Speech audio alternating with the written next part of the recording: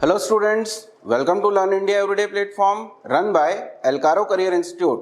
मैं डॉक्टर मनोज, आपकी physics faculty.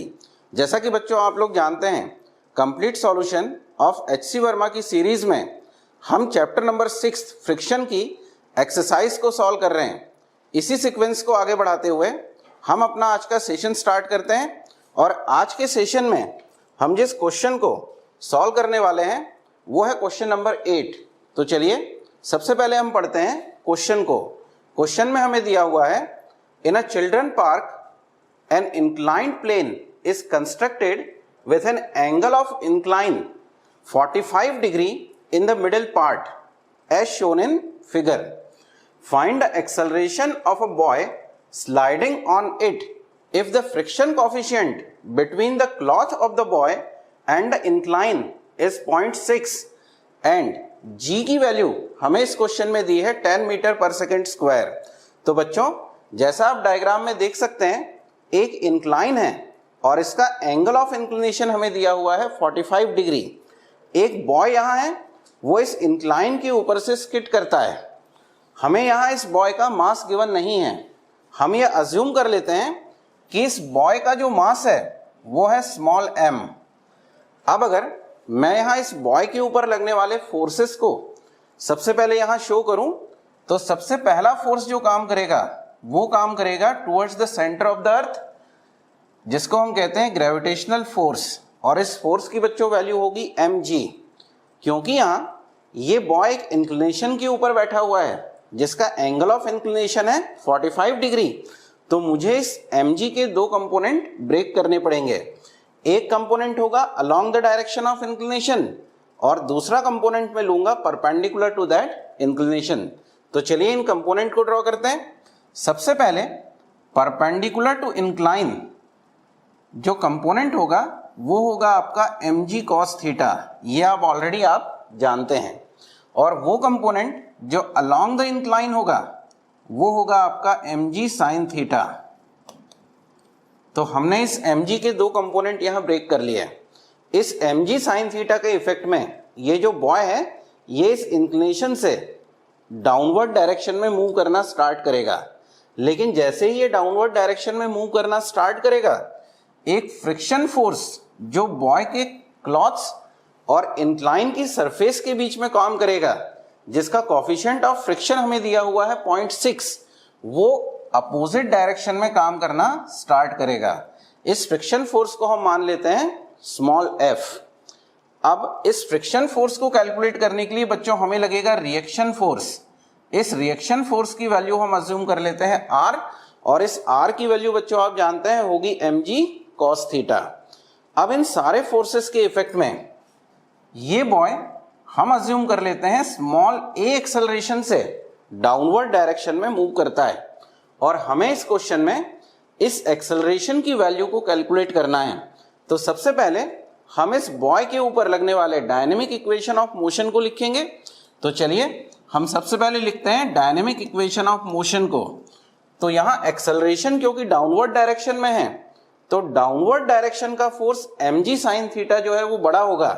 तो मैं यहां लिखूंगा mg sin theta, mg sin theta minus करूंगा फ्रिक्शन फोर्स को, minus small f equal to mass of the boy जिसकी वैल्यू हमने अज्यूम की है small m, multiplied by acceleration a। और यहां मुझे इस एक्सेलरेशन की वैल्यू को कैलकुलेट करना है, लेकिन सबसे पहले हम यहां पुट करेंगे स्मॉल f की वैल्यू को। तो हम यहां लिखेंगे mg sin theta minus f की जगह में लिखूंगा म्यू k इंटू r, और r की वैल्यू बच्चों हमें पता है mg cos थीटा। तो मैं यहां डायरेक्टली लिखता हूं mg cos theta equal to ma।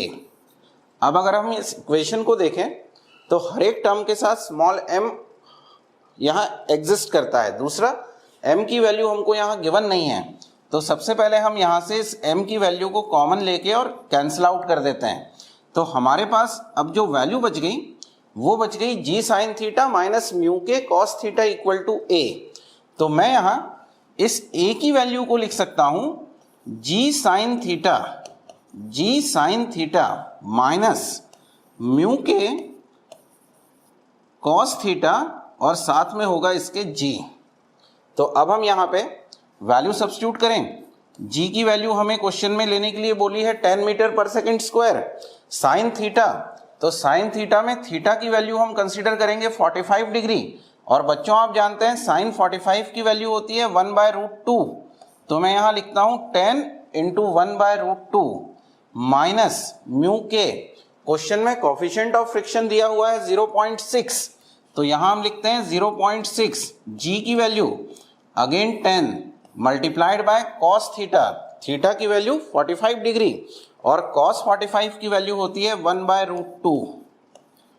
तो बच्चों मैं यहाँ से 1/√2 को एक बार के लिए अगर कॉमन निकाल लेता हूँ तो मेरे पास फर्स्ट टर्म में वैल्यू बच गई 10, और सेकंड वाले टर्म में 0.6 को हम मल्टीप्लाई करेंगे 10 के साथ तो वैल्यू आएगी 6। मैं अगर इस पार्ट को आगे सॉल्व करता हूँ तो मैं लिख सकता हूँ a इक्वल टू 10 माइनस 6, तो ये हो गया आपका 4 डिवाइडेड बाय √2। अब इस 4 को मैं दो पार्ट में डिवाइड कर लेता हूँ। एक पार्ट लिखता हूँ 2 मल्टीप्लाइड बाय 2, लेकिन मल्टीप्लाइड बाय 2 को मैं लिखता हूँ √2 इंटू √2, और डिवाइडेड बाय है मेरे पास √2। इस √2 से इस √2 की वैल्यू को मैं अगर कैंसिल आउट कर देता हूँ तो मेरे पास एक्सेलरेशन इक्वल टू आता है 2√2 मीटर पर सेकेंड स्क्वायर। तो इस तरह से हम इस बॉय की एक्सेलरेशन को कैलकुलेट कर सकते हैं जो इस इंक्लाइन के ऊपर डाउनवर्ड डायरेक्शन में मूव करता है। तो उम्मीद करता हूं कि आपको ये क्वेश्चन समझ में आया होगा। चलिए आगे बढ़ते हैं और 9th नंबर का क्वेश्चन देखते हैं। तो बच्चों 9th नंबर का क्वेश्चन हमें दिया हुआ है, a boy start sleeping down an incline and moves half metre in half second, how long will it take to move the next half metre. तो बच्चों यहाँ एक बॉय है जो एक स्लीपिंग डाउन कर रहा है एक इंक्लाइंड सरफेस के ऊपर, और हमें यहाँ क्वेश्चन में दिया है कि वो हाफ मीटर का डिस्टेंस हाफ सेकेंड के अंदर कवर करता है। तो अगर आप इसको ध्यान से देखें क्वेश्चन को, तो यहाँ इंक्लाइंड सरफेस का डायरेक्टली क्वेश्चन को सॉल्व करने से कोई रिलेशन नहीं है। इस क्वेश्चन को हम इजीली इक्वेशन ऑफ मोशन से सॉल्व कर सकते हैं। इनिशियली हमें दिया हुआ है कि इस बॉय की जो इनिशियल वेलोसिटी है वो 0 है, क्योंकि ये रेस्ट से स्टार्ट करता है, तो u इक्वल टू 0। साथ में हमें दिया हुआ है कि ये हाफ मीटर का डिस्टेंस 1/2 मीटर का डिस्टेंस कवर अप करता है हाफ सेकेंड में। तो हाफ सेकेंड भी हमें दिया हुआ है, मैं इसको मान लेता हूं t1, और सबसे पहले गिवन डेटा से हम जो कैलकुलेट कर सकते हैं वो कैलकुलेट कर सकते हैं एक्सेलरेशन की वैल्यू। तो इस एक्सेलरेशन की वैल्यू को कैलकुलेट करने के लिए हम सेकंड इक्वेशन ऑफ मोशन को यूज करेंगे, जो होती है बच्चों s equal to ut plus half at square. तो मैं अगर इसके अंदर वैल्यू सब्स्टिट्यूट करता हूं तो s इक्वल टू मैं पुट करूंगा हाफ, u की वैल्यू मेरे पास है 0, t हम लेके चलेंगे हाफ प्लस हाफ, a की वैल्यू मुझे कैलकुलेट करनी है और t की वैल्यू अगेन होगी हाफ। तो मैं करूंगा इस हाफ का स्क्वायर जो हो जाएगा 1/4। तो बच्चों 0 इंटू हाफ, तो ये टर्म तो आपकी वैसे ही 0 हो गई। आपके पास ये हाफ कैंसिल आउट हो जाएगा इस हाफ के साथ, और यहां से मैं लिख सकता हूं a इक्वल टू 4 मीटर पर सेकेंड स्क्वायर। तो सबसे पहले हमने गिवन डेटा से कैलकुलेट कर लिया एक्सेलरेशन को। अब मुझे क्वेश्चन में ये पूछा गया है कि how long will it take to move the next half metre. तो मैं अगर ये अज्यूम करके चलूं कि इनिशियली ये बॉय रेस्ट में है और अगेन ये टोटल डिस्प्लेसमेंट हाफ मीटर ये पहले चल चुका और हाफ मीटर ये और चलेगा, तो टोटल डिस्टेंस जो ये ट्रेवल करेगा वो हो जाएगा 1 मीटर, और जो टाइम इसको लगेगा वो मुझे यहाँ कैलकुलेट करना है। और एक्सेलरेशन, अब मुझे पता है कि एक्सेलरेशन की वैल्यू है 4 मीटर पर सेकेंड स्क्वायर, जो मैंने कैलकुलेट की हुई है। तो अगेन मैं यहाँ अगर सेकेंड इक्वेशन ऑफ मोशन को यहाँ पुट करता हूँ तो s इक्वल टू मैं लिखूंगा ut plus half at square. Again हम वैल्यू को पुट करें तो s इक्वल टू होगा 1 मीटर u की वैल्यू 0, टाइम हमें यहाँ कैलकुलेट करना है जिसकी वैल्यू हम t2 लेके चले हैं, तो 0 into t2 plus half, a की वैल्यू हम पुट करेंगे 4 इंटू t2 स्क्वायर। तो यहाँ पे ये टर्म तो आपकी वैसे ही 0 हो गई, 2 से मैं इस 4 को कैंसिल आउट कर दूं तो यहाँ बचेगा 2। इस 2 को मैं दूसरी तरफ अगर शिफ्ट कर देता हूं तो मेरे पास वैल्यू आती है t2 स्क्वायर इक्वल टू 1/2। तो मैं यहां से लिख सकता हूं t2 इक्वल टू 1/√2। और बच्चों हम जानते हैं 1/√2 की जो वैल्यू होती है वो होती है 0.707। तो यहां से मुझे पूरा 1 मीटर इस इंक्लाइन के ऊपर ट्रेवल करने में जो टाइम लगा वो t2 हमने यहां से कैलकुलेट कर लिया, जबकि फर्स्ट हाफ मीटर को ट्रेवल करने के लिए मुझे टाइम लगा था t1 जिसकी वैल्यू हमें दी हुई है हाफ या 0.5।